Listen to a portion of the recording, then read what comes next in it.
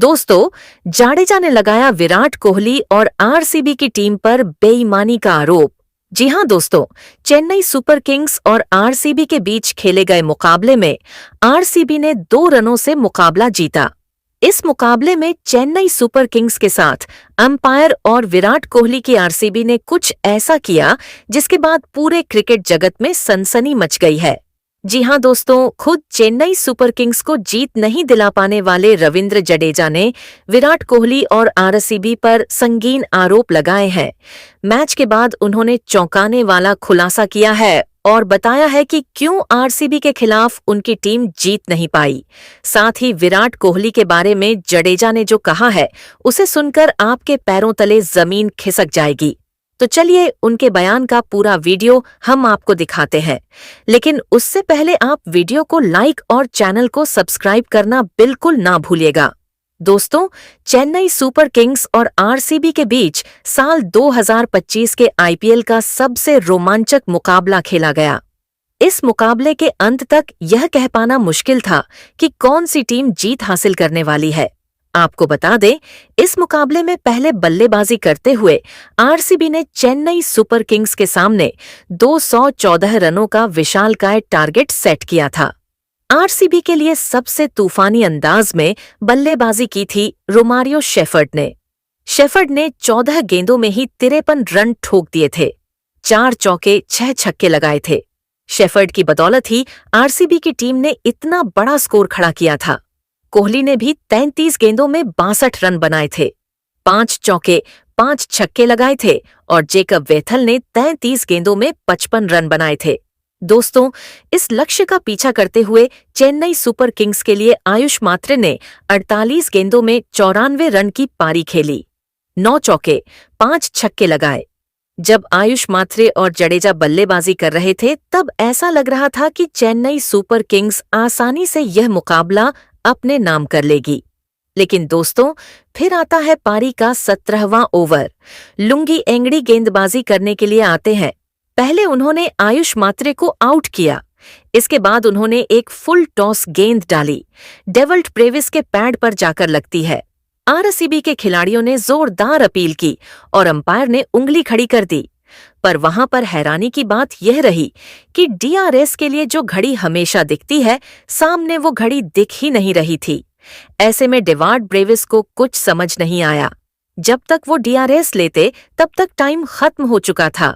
Brevis ने DRS जरूर लिया, पर विराट कोहली ने अंपायर को सीधे तौर पर मना कर दिया कि यह डीआरएस मान्य नहीं होगा।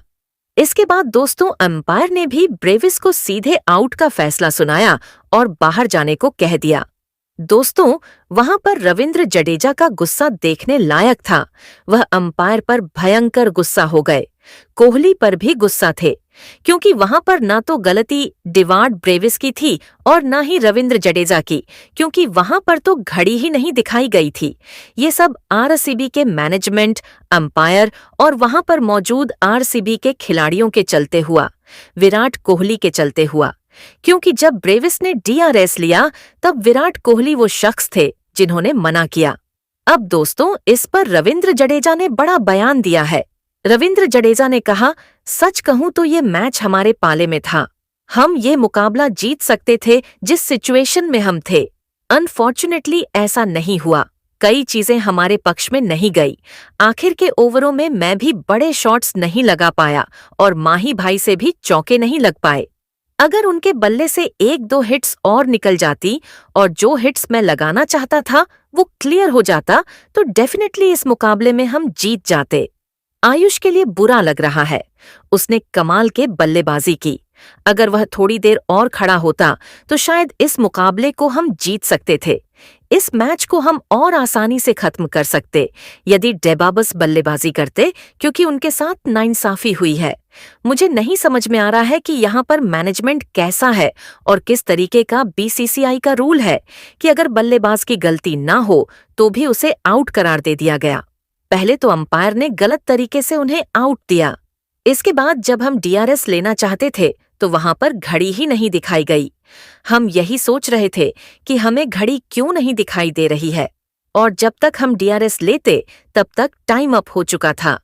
हमें पता कैसे चलता कि हम डीआरएस कितने वक्त में ले रहे हैं? यह सब आरसीबी और अंपायर्स की चाल मुझे लग रही थी। मैं हैरान था कि हमारे डीआरएस लेने के बाद विराट ने वैसी हरकत की। विराट से मुझे इस बात की उम्मीद नहीं थी। उसने ही डीआरएस को रिफ्यूज करने का इशारा किया। अगर ऐसा नहीं होता तो शायद डिवार्ड ब्रेविस बच जाते। खैर, अगर सामने वाली टीम को बेईमानी करके ही मुकाबला जीतना है तो कोई बात नहीं, हमें यह हार मंजूर है। उन्हें ऐसी जीत मुबारक।